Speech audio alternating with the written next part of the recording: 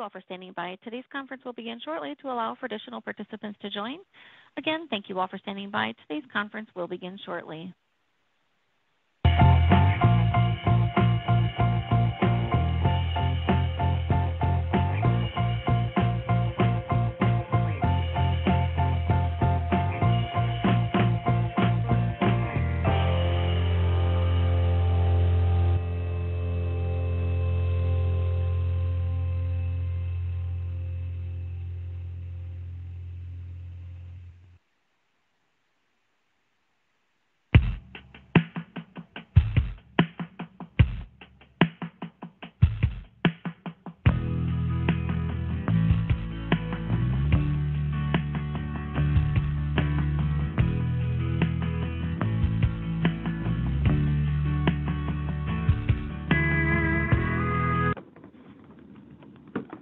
Welcome and thank you all for standing by.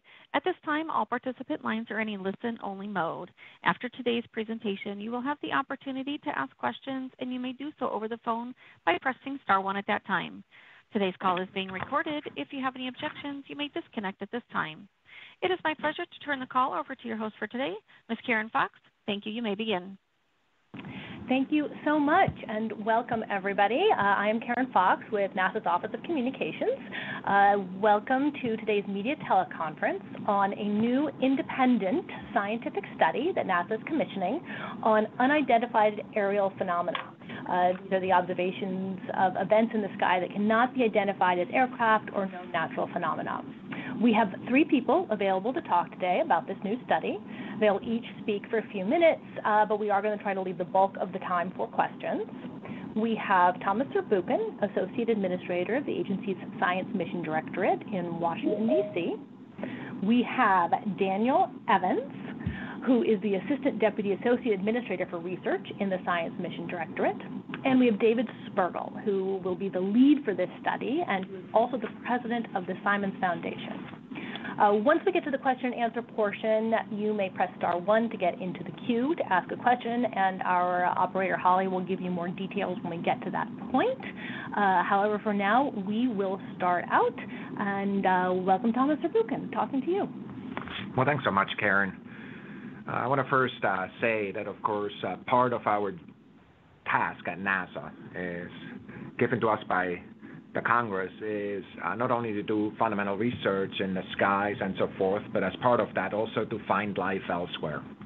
That's why we've built astrobiology programs in many disciplines, a cross-disciplinary field that looks at both extinct life on Mars, for example, but also looks at patterns of life elsewhere, perhaps in Europe, perhaps in Enceladus as we go forward, but also as we look at exoplanets, planets outside of our solar system, looking for the question whether certain environments are in fact part of kind of the, if you want, the ladder of life that got us to where we are. So the tools that we're using, whether it's in this field or also kind of in fields that then go towards kind of intelligent life, such as technosignatures, which we have programs for already, are the same tools that we use everywhere, the tools that we're frankly using here, and that is that we're commissioning a study to start early in the fall to examine unidentified aerial phenomena. This study will focus on identifying available data, how to best collect future data, and how NASA can use these data to move the scientific understanding of UAPs forward. A short way I would talk about that is take a field that is relatively data poor, make it into a field that is much more data rich and therefore worthy of scientific investigation and analysis. NASA's mission, of course, as I just said, is to explore the unknown in air and space. And we have access, frankly, as part of that, to a broad range of observations of Earth and space. And frankly, that's the lifeblood of our scientific inquiry. We have the tools and teams who can help us improve our understanding of the unknown. And we are prepared to use these powerful tools of scientific discovery, in this case, as much as anything else, using exactly the same kind of approach that we always use. Unidentified phenomena in the atmosphere of interest for many reasons. Frankly, I think there's new science to be discovered.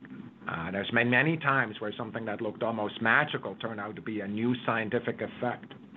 But there's also national security and air safety issues that have been discussed elsewhere that, of course, relate to these observations.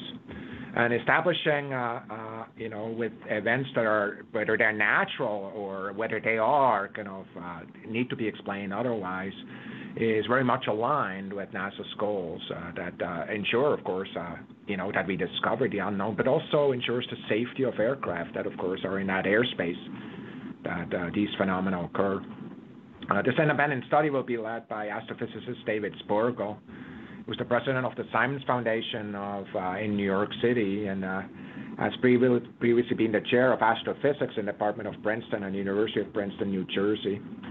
Dan Evans, the assistant deputy associate administrator for research, is the wheels on the bus, really making sure that we're interfacing with this. Some people may ask why David, why Dan. First of all, Dan, with his tremendous experience, both as a researcher but also as an enabler for research, his work that he did in the White House previously, I think, has tremendous insight into the interagency aspect that relates to some of these discussions. And David Spergel, I think, to all of us in astrophysics, really understand that he's one of the most trusted voices in so many questions. Also a person who understands really the power of science and is willing and able to use that power of science in areas where I would say fall under that what we would refer to as high risk, high impact research, areas that many of the scientists may be a little bit more timid to walk into. So Dave, I'm going to kick it over to you. Thanks, Thomas. To start, this is a really exciting project. One of the most exciting things in science are things that we don't understand. And my starting point, and I think all of our starting points with this, is there are phenomena that we don't understand. And then how do we start to make progress? We have a very limited set of observations right now of these UAPs. This makes it difficult to draw conclusions. So we start by trying to figure out what data is out there. And we're going to be working with government, nonprofits, companies, civilians, and try to identify what data is already there. Then start to think about what data should we collect in the future and how are we going to analyze it.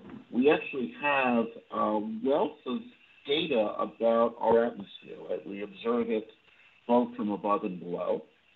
And whether it's air traffic management data, astronomers looking up, satellites looking down, and what we want to start with is just synthesizing the data we have and see what information we have and see what information we need.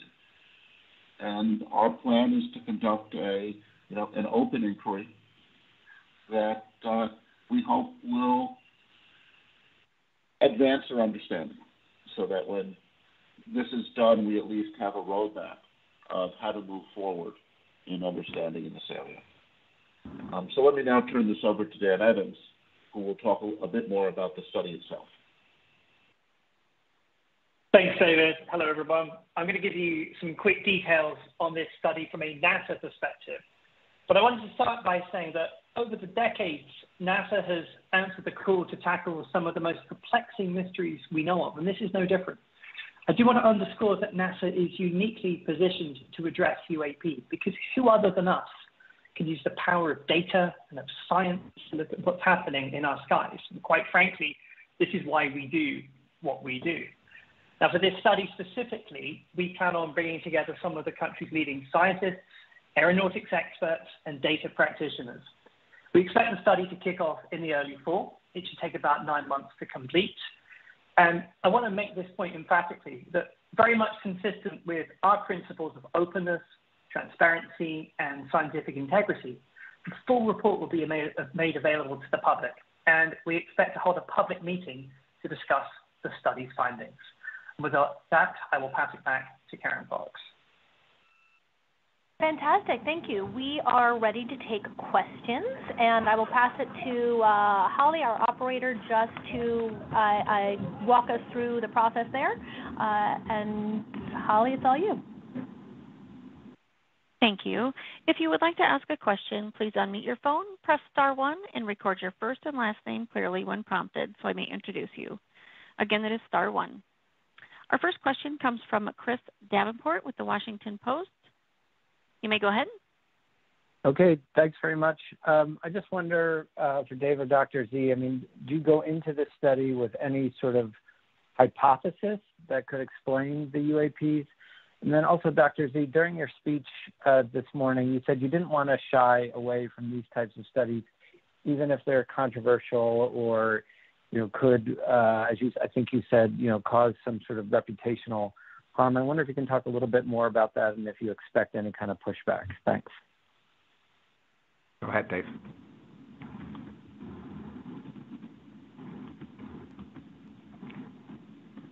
David, are you there? Can you take the first question?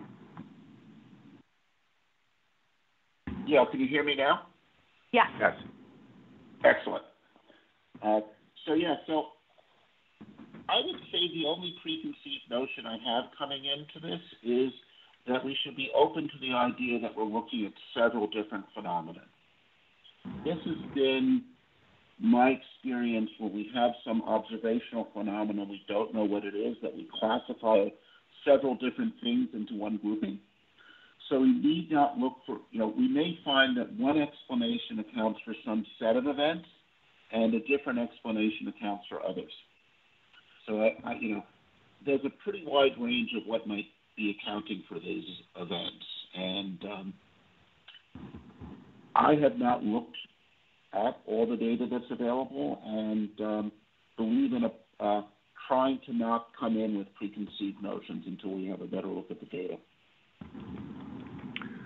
So if you asked me that question, frankly, David, I would have said almost the same thing. I really believe, generally speaking, my sense is that don't ever underestimate what nature can do for you. I just really believe the natural world. Sometimes we have this assertion that we understand the natural world and everything that's not explained with the laws of nature that we have right now is somehow not natural. And I just really believe that there's a lot to learn still. We learn that, frankly, as we turn around, we put up telescopes, look into the deep sky. There's a lot to learn. And I think the same is true when we look at our own planet and even our own airspace. The reason I talked about kind of reputational risk relative to that, it's clear that, in a traditional type of science environment, kind of talking about some of these issues may be considered kind of selling out or kind of talking about things that are not actual science. I just really vehemently oppose that. I really believe that the quality of science is not only measured by the outputs that come behind it, but also the questions we're willing to tackle with science.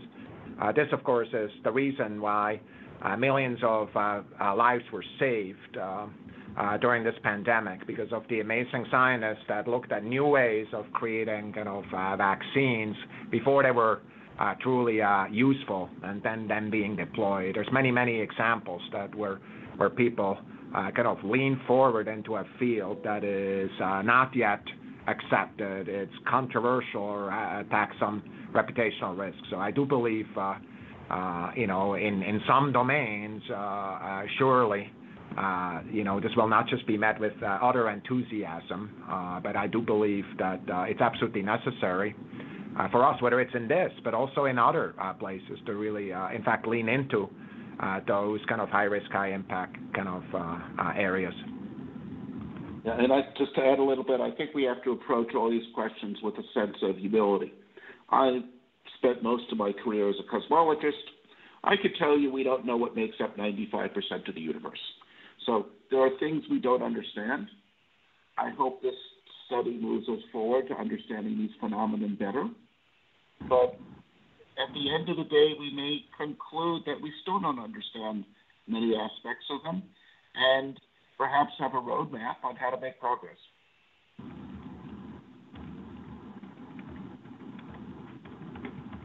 All right, I think we're ready for our next question. Thank you so much. Our next question is from Lauren Grush with The Verge. You may go ahead. Hi, thank you. My question is for Thomas Zurbuchen, kind of piggybacking off of what Christian was asking. So in the announcement today, NASA stressed that UAPs are unlikely to be extraterrestrial in origin, but then proceeded to talk about NASA's efforts to search for alien life. And then today, opening this presser, you talked about intelligent life and technosignatures. So I'm wondering if NASA is trying to make a connection that UAPs are some kind of alien technology, and if not, why include that language? Thank you.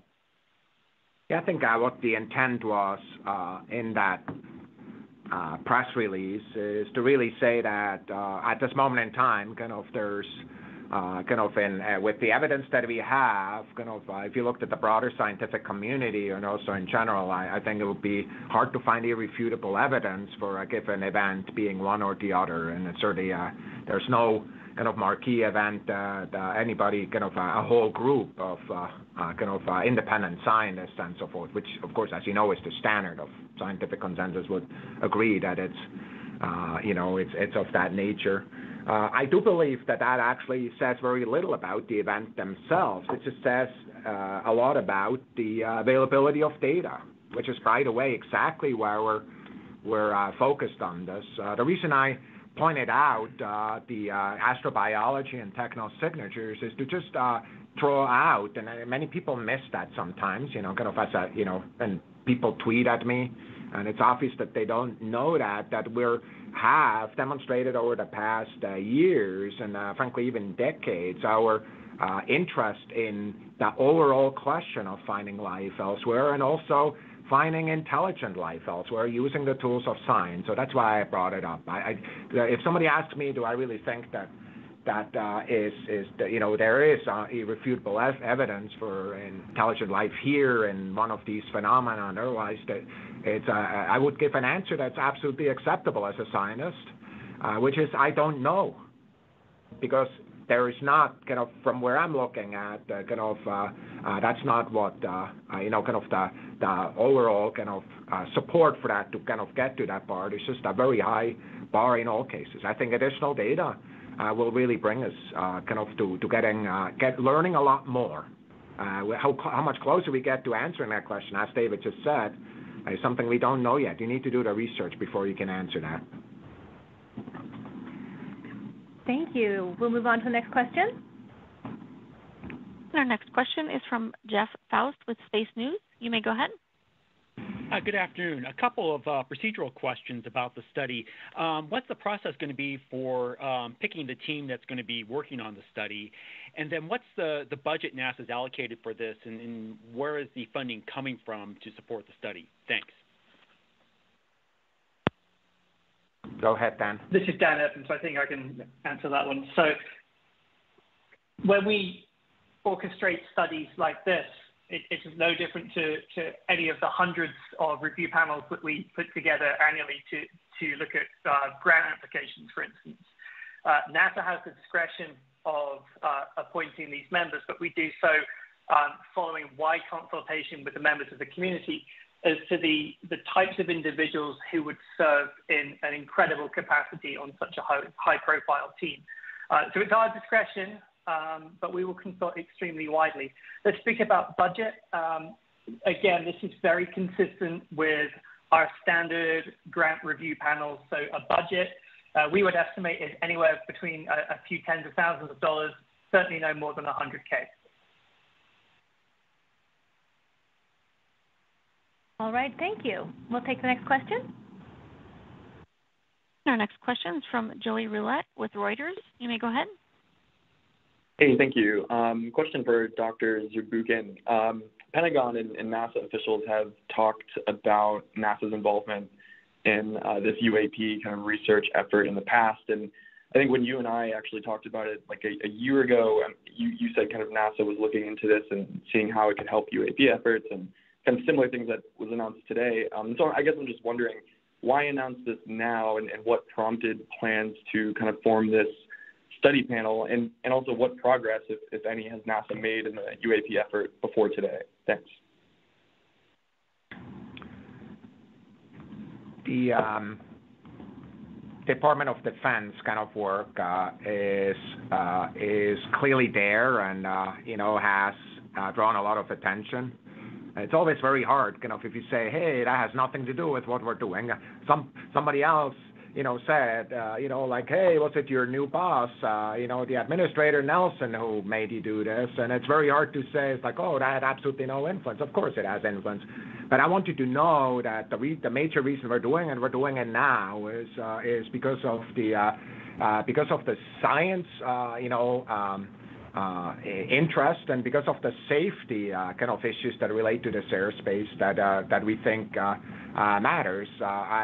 As opposed to, if we could have done it a little bit earlier, that's perfectly fine. But we really started thinking about this, especially in the context of the overall dialogue. We've been working on this for a while, really trying to make sure that we set this up the right way, because at the end, the quality of science investigations need to be the same no matter what we do, and we will insist on it here also. The one difference, of course, between this and other agencies is we expect this to be entirely in the public domain, which is what Dan Evans already said. All right, thank you. We'll go to the next question. Our next question is from Marina Corin with The Atlantic. You may go ahead. Hi, everyone. Two questions for Thomas. First, to follow up on what Joey asked, whose idea was it for NASA to establish this UAP study team? Did it come from Administrator Nelson and he directed you to make these moves? And you also said that this effort lines up with NASA's air safety goals. Why then is the team going to be housed in the Science Mission Directorate and not, for example, the Aeronautics Research Mission Directorate? Thank you. So you saw the administrator directing me in front of camera before that, hey, Thomas, you should deal with that. His instinct is exactly right. The science discipline is where these questions should be addressed. But it is my decision to put this up. I did not. I was not asked by anybody to do this or find this particular approach. This is the way I believe this should be done to actually add to this discussion, and it's a well-proven and frankly an approach I've used before in multiple occasions to really go into a field and tackle a problem that is very much ambiguous when you start. So I think it's exactly the right way to go. The fact that we get one of the best leaders, I believe, in the field really will give this a lot, with David Spergel and Dan Evans, will really give this a lot of credence. That's my decision. All right. This is Dan here. I just quickly point out that, this wasn't done in a vacuum. We, of course, have consulted with our counterparts in aeronautics within NASA. They've been absolutely tremendous in helping us stand up this. And in the charge to the independent study team that Thomas presented this morning at the National Academies, you can actually see that there are numerous airspace safety charge elements in there that were directly introduced by our counterparts in aeronautics. So, we're doing this in lockstep with them. Yeah, I'm really glad you said that, Dan. The way we're organized into disciplines, there's multiple ways of organizing this, but one organization needs to take charge of it. And what we've done in a number of cases, look at the Commercial Lunar Payload Services. There's basically 4 entities are funding, but we own it here.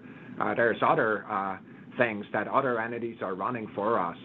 Some of the space station work is running over by Kathy Leader's organization, but we have a lot of science impacts. The same is true with Deep Space Network and others, right? So just I don't think there's more message to it other than us trying to figure out where's the central part of the investigation and tipped in our favor. The fact that the administrator gave me the action certainly also had an influence. All right, we'll go on to the next question. Our next question is from Michael Sheets with CNBC. You may go ahead. Hi, everybody. I'm curious about the existing resources and data sets, databases across NASA. Who before now has been really, in charge of collecting NASA's side of things? Obviously, we talked a little bit about the Pentagon task force that's been collecting data and just recently testified showing a couple of videos of UAP instances. But I'm curious about, what you guys already know and maybe over the decades have collected of instances and maybe that the public wasn't aware of before. So I think I'm going to get started, and then I'm going to kick it over to Dan. I'm not aware of any systematic or even kind of sporadic examinations of NASA data with that in mind. I'm sure there are some, but I'm not aware of any. Certainly not at the level that came to my attention. The way we have done this, right? Of course, what we're doing is with our 20+ assets that are in space and an increasing number of commercial partners. We're looking at the Earth in new ways, and we're also looking the other way at the sky in new ways with assets that we have, but also with assets that the National Science Foundation and others are putting up, including commercial entities. And the question just really is, how do we use technologies such as AI and ML and other technologies that, by the way, are of high priority for us here to kind of really make progress in sifting through the data towards finding some of these interesting events that have the characteristics of UAP. So the data are here. Our respective organizations have them and have done it. And the data are public. So I really don't know whether other people use these data for their research. I sure hope they are. We're always very excited if people pull down data and kind of investigate them with their own interest in mind. Yeah, I'll just quickly add on that, I don't think anybody at NASA has, sort of systematically looked into UAPs in the past, at least to my knowledge. But I think that one of the things that this independent study will find is that there is an enormous wealth of data that is held in public archives that can be brought to bear upon this problem. Remember, one of the things we're trying to do here, again, as Thomas said, is to turn what is ostensibly a data poor field into a data-rich one. And that's when we can really begin to tackle those interesting questions that are on the tips of everybody's tongues about UAPs. All right, thank you. We'll move on to our next question. Our next question is from Gadi Schwartz with NBC. You may go ahead. Hey there, just following up on that last question. So just dovetailing, NASA has tens of thousands of hours of video of spacecraft, the International Space Station. It can be argued that NASA's got more access to public data looking up and looking down than any other public organization in the world. So are we to understand that you will be reviewing all that's accessible publicly within NASA, as well as other public videos or signals intelligence or whatever that may be, and putting it in a study for $100,000 or less? Okay, I can answer that. This is Dan. This is no different to any scientific investigation that we would undertake. And the first step in any of those investigations is to figure out what data is at hand. That's step one. This is all this study is doing, is to figure out what data one might use to interrogate better UAP. Okay, we're not actually going to be, certainly within that budget, analyzing those data directly. This is just step one. What data are out there that could be brought to bear upon the problem?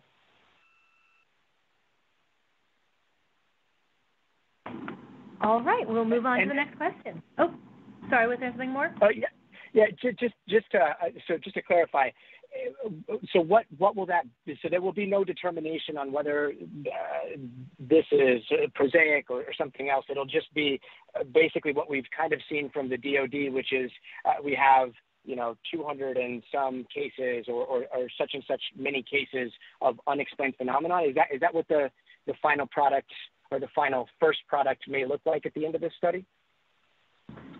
Why don't I take that one? My guess is to the final product, and frankly, I want to kick it over to Dave in just a sec here.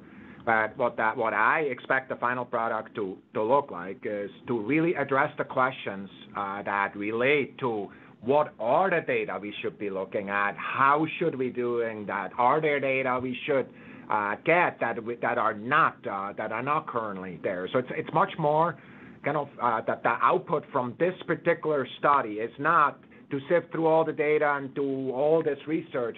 It's to kind of make a proposal for a research program that we can then implement based on the inputs and the principles that are there. Dave, I'll kick it to you. Yeah, I mean, just to reinforce what Thomas said, I think we will end up probably saying, look, here's the data we have. Usually when you do that, you then reach the conclusion that, well, the data we have is okay, but if only we took the data differently, observed from above and below a certain region of the sky at the same time, for example. I mean, without having done the analysis, I don't know what it'll look like.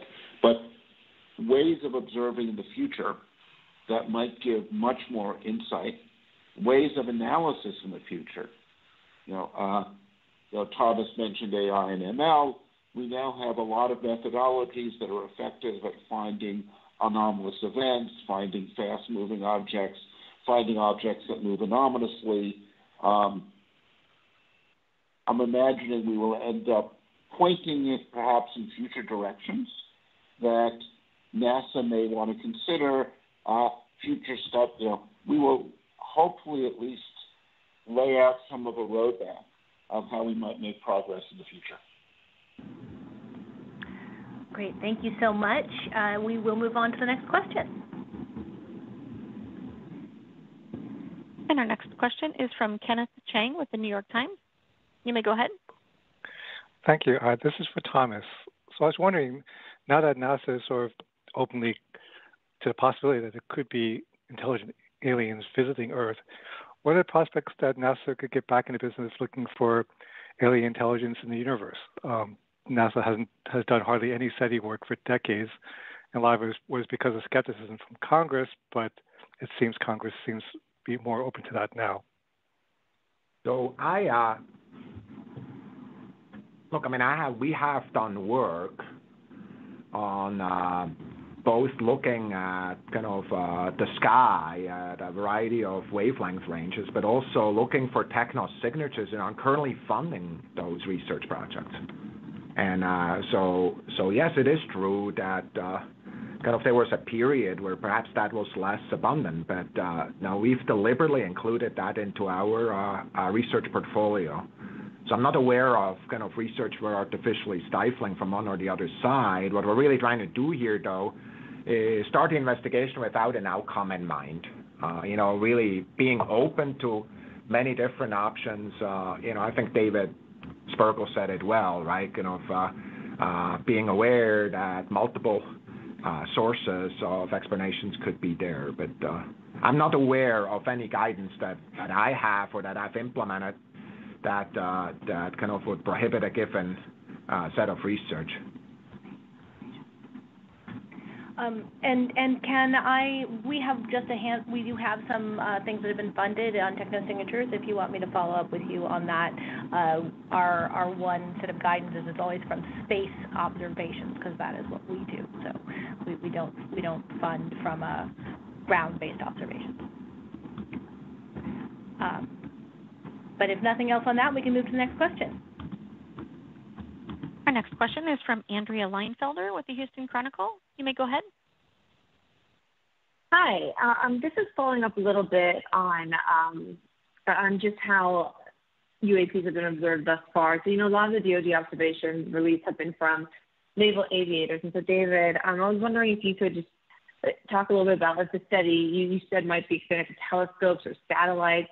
Do you know if these have been used before to spot any of these UAPs? And I know part of this is figuring out how to collect data in the future, but if you could just talk to how maybe we're looking at things other than just naval aviators. Thank you.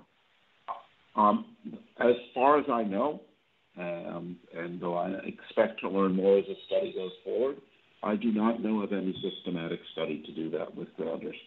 Either ground-based telescopes looking up, atmospheric observations, or downward-looking satellites, civilian satellites. I do not know of any systematic study.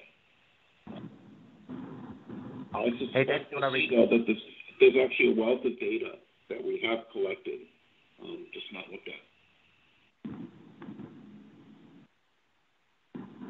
All right, thank you. Moving on to the next question. Our next question is from Miriam Kramer with Axios. You may go ahead. Hi, this question is for Thomas and David, I think. Do you think that UAPs should be discussed in the same breath as other more mainstream scientific searches for life in the universe, whether it be, looking for microbes on Mars or technosignatures? Thanks. I'll let you go, David. Yeah, I would group them more at this point with, when you're looking for life on Mars, you know what you're, in a sense, you start out with a hypothesis that you want to test, and you start out with a model you want to test. The approach I think we want to take here is a different one. This is a phenomenon we don't understand, and we want to collect more data on the phenomenon. I don't think we want to go in with particular hypotheses coming into this. Yeah, I agree with this. I want to say, in my scientific lifetimes, some of these night glowing clouds that were frankly hypothesized being having very different origins that we now know they have, was a analogy of that, an event, a phenomena that had certain characteristics, and by bringing data to bear, and eventually models could be explained. So it really is. It's more that. Again, to get to that answer, multiple routes of investigation were pursued, and multiple hypotheses were put forward, and at the end, it turned out to be a really beautiful set of science going forward. So yes, it really is a slightly different approach, but an approach that is very common in science, right? Sometimes you just don't understand something, and you start poking at it from multiple directions. Great. We've got gorgeous pictures of those noctilucent clouds that Thomas just mentioned. If everybody's interested, I can pass them along too. We can go on to the next question. Our next question is from Mike Wall with Space.com. You may go ahead. Thank you, guys. This one's probably for Dr. Z. Do you hope one of the outcomes of this study is just to kind of normalize this sort of research program going forward? Taking something that might be a little outre, but bringing it more into the mainstream and giving kind of NASA's imprimatur to that will bring more people into this study? I mean, is that one of the outcomes that you hope to achieve, is to kind of normalize this sort of thinking going forward? One of the outcomes of the study for me would be to kind of communicate to everybody, whether it's our own community and more broadly, that the science process is a valid process for any and all problems, including that one. So for me, so I turn it on its head. Do you see what I'm saying? I mean, I just really believe that these kind of processes that have proven to be so transformative on how we understand our universe are very much useful, including for those problems. Okay, great. Thank you. And we have time for only one more question today. For those we don't get to, do feel free to reach out directly to me, Karen Fox, or to the newsroom, and we will try to get your questions answered. But we have one more question, so I'll toss it to you, Holly, for that. Thank you. Our next question is from Irene Klotz with Aviation Week. You may go ahead. Thanks very much. I think this is probably for Dr. Spergel. As the study group leader, will you have access to classified information? And if not, how will that limit the scope of what you're able to collect? I do not have classified clearance, and we want this to be an open study. So what we will rely on is some members of the committee will have clearances. If we need some insights, we can obtain them, I hope. But mostly, I think we will be trying to see what we can learn from the open data. As we've mentioned already, I think there's actually likely a lot of information in the open data that has not been looked at yet, not been used. And we can use open processes for learning much more going into the future. This is Dan. If I may quickly add on to that, one of the things that we aim to do by setting up this study is to acknowledge that there's been a lot of work done in the DoD realm about this already. but see what we can contribute using the tools of science. And so it's extremely important to us that this remain a fully transparent, open, and therefore unclassified study, right? We want the report to be published in full, in its entirety. We're going to be having public meetings about this too. And so that necessitates that it be unclassified. And as I think we've learned over the course of these 40 minutes, there's a great wealth of data out there that we can use already. So I don't really see the need to partition this in a classified sense.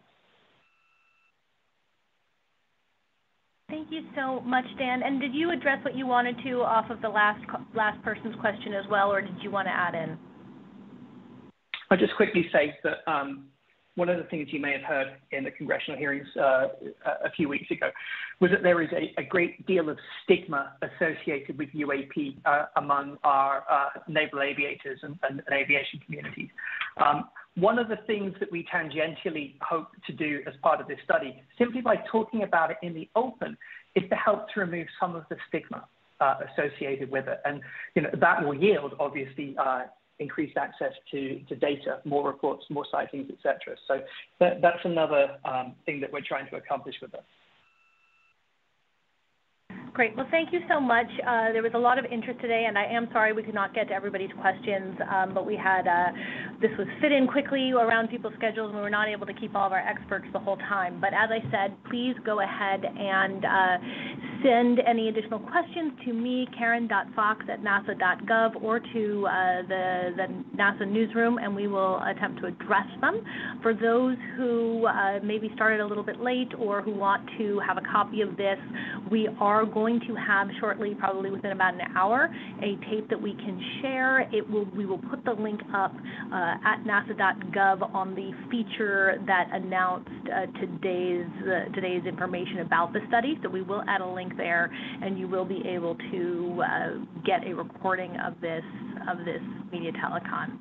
So I really appreciate it, and that will wrap it up for today. Thank you so much.